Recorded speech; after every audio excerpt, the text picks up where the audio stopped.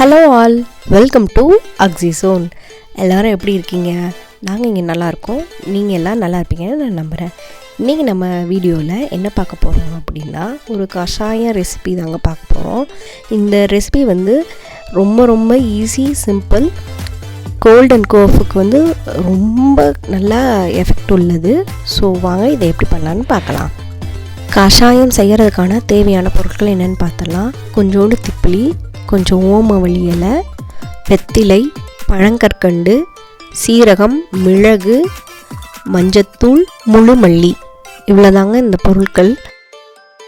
நான் இப்போ கையை வச்சு காட்டுறது தான் ஓமவல்லியில். இந்த இலை நல்ல காய வச்சு ஊர்லேருந்து கொண்டு வந்தது. இதை தான் நான் பயன்படுத்துகிறேன். உங்கள்கிட்ட இது இல்லை அப்படின்னா ஃப்ரெஷ்ஷான ஓமவல்லி இலை கூட நீங்கள் பயன்படுத்தலாம். அப்படி இல்லை அப்படின்னா ஓமம் கூட நீங்கள் யூஸ் பண்ணலாம். இந்த கஷாயத்தை குழந்தைங்கள்லேருந்து பெரியவங்க வரைக்கும் குடிக்கலாம். சளி, இருமலுக்கு நல்லாவே கேட்கும்.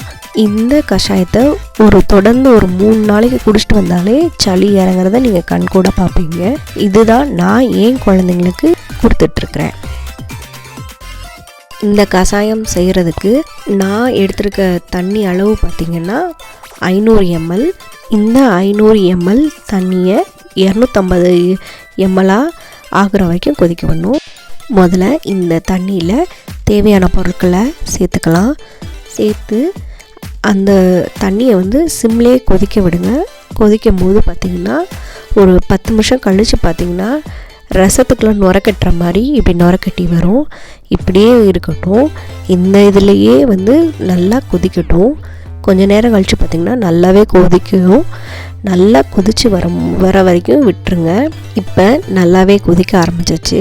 நல்லா கொதிக்க ஆரம்பித்த பிறகு அடுப்பை சிம்மில் வச்சுருங்க. ரொம்ப லோ ஃப்ளேமில் வச்சுருங்க.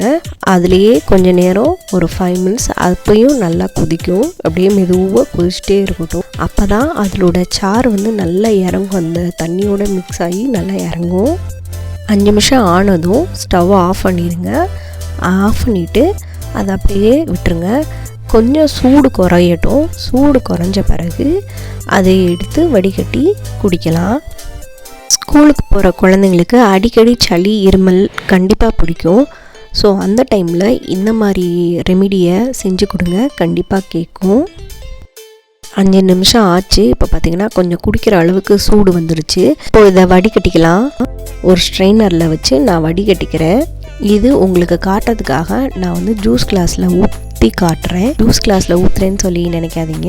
அதுக்காக தான் இதை சொல்கிறேன். இது உங்களுக்கு தெளிவாக எப்படி இருக்குன்னு காட்டுறதுக்காக. கண்ணாடி கிளாஸ் வேறு என்கிட்ட இல்லை. ஸோ அதுக்காக தான் காட்டுறேன். ரெமிடியை நீங்கள் ட்ரை பண்ணி பார்க்கலாம். நல்லாவே ரிசல்ட் தெரியும் உங்களுக்கு. ட்ரை பண்ணி பார்த்து எப்படி இருந்துச்சுன்னு சொல்லி கமெண்ட் பண்ணுங்கள். நான் இதில் சொல்லியிருக்கிற அளவு எல்லாமே 2 பெரியவங்க, 2 சின்ன குழந்தைங்க குடிக்கிற அளவுக்கு நான் இதை சொல்லியிருக்கிறேன். உங்களுக்கு ஏற்ற மாதிரி இந்த அளவுகளை கூட்டவும் குறைக்கவும் செஞ்சுக்கலாம். ட்ரை பண்ணி பார்த்து எப்படி இருந்துச்சுன்னு சொல்லி சொல்லுங்கள். உங்களுக்கு இந்த வீடியோ பிடிச்சிச்சுன்னா லைக் பண்ணுங்கள். மறக்காமல் சப்ஸ்கிரைப் பண்ணுங்கள். தேங்க்ஸ் ஃபார் வாட்சிங். பாய்.